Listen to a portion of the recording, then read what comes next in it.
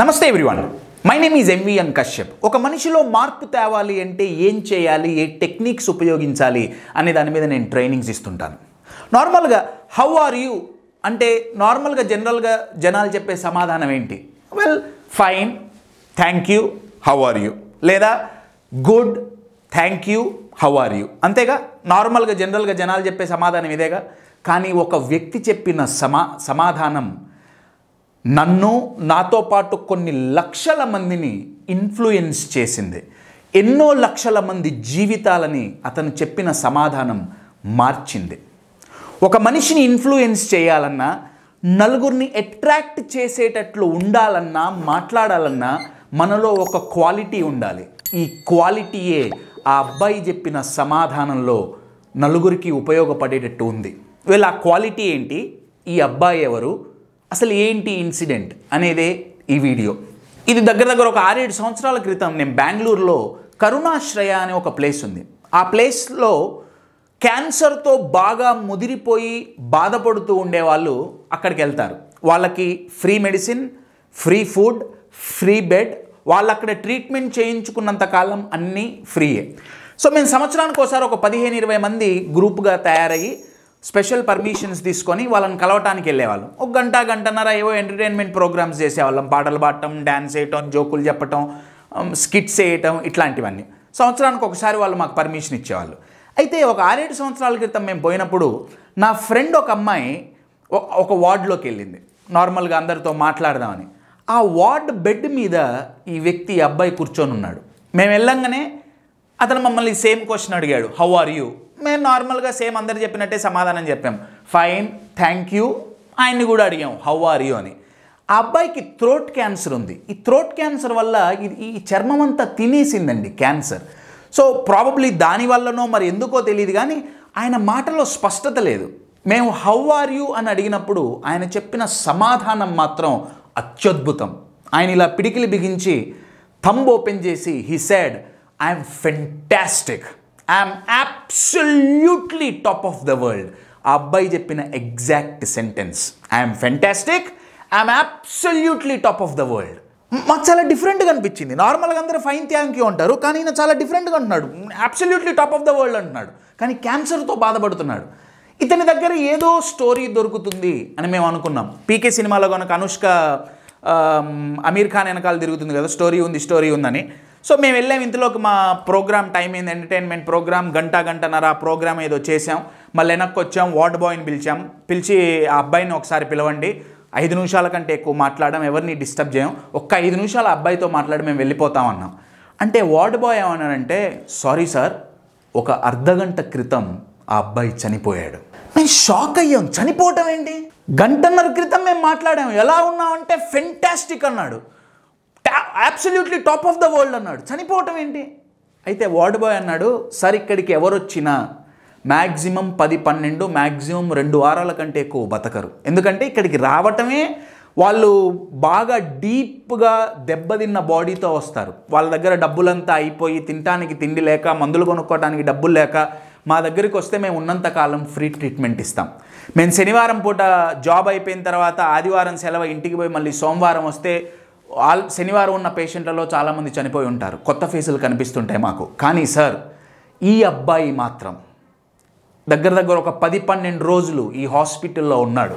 కానీ ఈ అబ్బాయిని మేము ఎప్పటికీ మర్చిపోలేము. ఎందుకంటే ద వే హీ స్పోక్, ఆ అబ్బాయి మాట్లాడిన విధానం, ఆ అబ్బాయి నలుగురిని పలకరించిన విధానం హైలీ ఎనర్జెటిక్. నలుగురి దగ్గరికి పోయేవాడు, క్యారమ్ బోర్డు ఆడేవాడు, చెస్ ఆడేవాడు, జోకులు చెప్పేవాడు, పాటలు పాడేవాడు.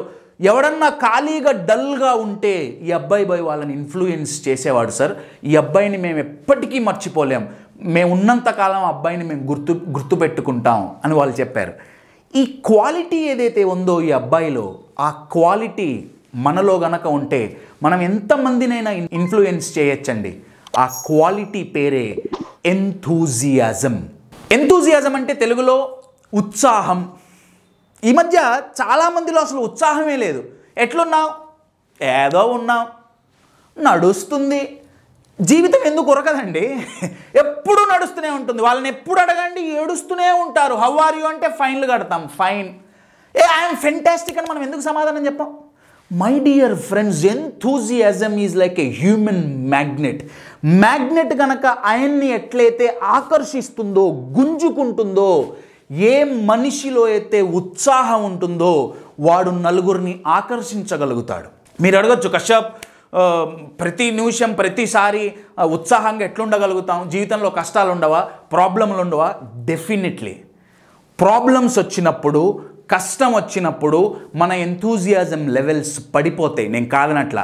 కానీ ఈ వ్యక్తి క్యాన్సర్ పేషెంట్ ఎవరైతే ఉన్నారో అతనికి క్యాన్సర్ అండి, చచ్చేంత పెయిన్ అది. అంత ఫిజికల్ పెయిన్ ఉన్నా అబ్బాయి ఉత్సాహం మాత్రం ఎప్పుడూ తగ్గలేదు. మేము వార్డ్ బాయ్ని అడిగాం, ఎప్పుడు ఇంతే ఉండేవాడా? మీరేమన్నా ఆయన వార్డ్ బాయ్ ఏమన్నాడంటే, సార్ మేము అడిగాం ఆయన్ని, ఇంత ఉత్సాహంగా నువ్వు ఎట్లుంటావు అసలు? ఆ అబ్బాయి చెప్పిన సమాధానం ఏంటంటే, నాకు క్యాన్సర్ ఉంది, చాలా నొప్పి పుడుతుంది, కానీ అది నా బాడీకి పుట్టే నొప్పి, బాధ నా బాడీకి, నా మైండ్కు కాదు. Look at that statement my dear friends. If you choose to be enthusiastic, you will be enthusiastic. పరిస్థితులు అన్నీ అనుకూలించినప్పుడు, అన్నీ కలిసి వచ్చినప్పుడు ప్రతి ఒక్కడు ఉత్సాహంగా ఉంటాడు. కానీ ఎప్పుడైతే పరిస్థితులు అనుకూలించవో అప్పుడు ఉత్సాహంగా ఉన్నవాడే ఛాంపియన్ అండి. అసలు జీవితంలో అన్నిటికంటే పెద్ద సమస్య, పెద్ద ప్రాబ్లం ఏంటో తెలుసా? అన్నిటికంటే పెద్ద ప్రాబ్లం ఏంటంటే, మన లైఫ్లో ప్రాబ్లమ్స్ ఉండకూడదు అని అనుకునే ఎక్స్పెక్టేషన్ ఏదైతే ఉందో అదే అన్నిటికంటే అతి పెద్ద, అతి డేంజర్ అయిన problem. The biggest problem is to think not to have one అని ఒక కొటేషన్. మరి ఎలా? ప్రాబ్లమ్స్ వచ్చినప్పుడు ఎంథూజియాజం, ఉత్సాహం అంతే ఉంచుకోవటం ఎలా అనేది నా నెక్స్ట్ ప్రశ్న. దీనికి సమాధానం మనం క్రికెట్ నుంచి నేర్చుకోవచ్చు.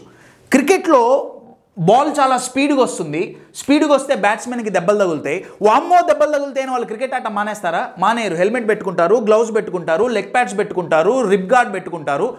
మొత్తం ఫిజికల్గా ఫుల్గా ప్రిపేర్ అయ్యి బాల్ తగులుతుందని తెలిసినా తగలకుండా జాగ్రత్త పడి వాళ్ళు క్రికెట్ ఆడతారు. Same thing in life my dear friends. లైఫ్లో ప్రాబ్లమ్స్ ఉంటాయి, సమస్యలు ఉంటాయి, కష్టాలు ఉంటాయి, ఛాలెంజెస్ ఉంటాయి. కానీ అవన్నీ వచ్చినప్పుడు మన ఎంథూజియాజం తగ్గకుండా ఉండాలి అంటే మనకు ఉపయోగపడే అద్భుతమైన skill mental preparation. My dear friends, we only prepare for positives. అంతా మంచిగానే జరగాలి అనే ఆలోచనతో మన లైఫ్ నడుస్తూ ఉంటుంది. కానీ అన్నీ మంచిగా జరగవు, అన్నీ హ్యాపీ మూమెంట్సే ఉండవు. ఎవరైతే మెంటల్గా పాజిటివ్ కోసం, నెగిటివ్ కోసం, రెండిటి కోసం ప్రిపేర్ అవుతారో వాళ్ళ ఎంథూజియాజం ఎప్పుడూ పడిపోదు. My dear friends, enthusiasm is very very powerful. ఉత్సాహం, ఎవరికైతే ఉత్సాహం ఉంటుందో వాళ్ళ జీవితం ఒక ఉత్సవంలాగా ఉంటుంది. Think about it. I will give you an example. మీరు రోడ్డు మీద వెళ్తుంటే ఒక మున్సిపాలిటీ ట్రక్ మీ పక్కన వచ్చి ఆగింది ట్రాఫిక్లో.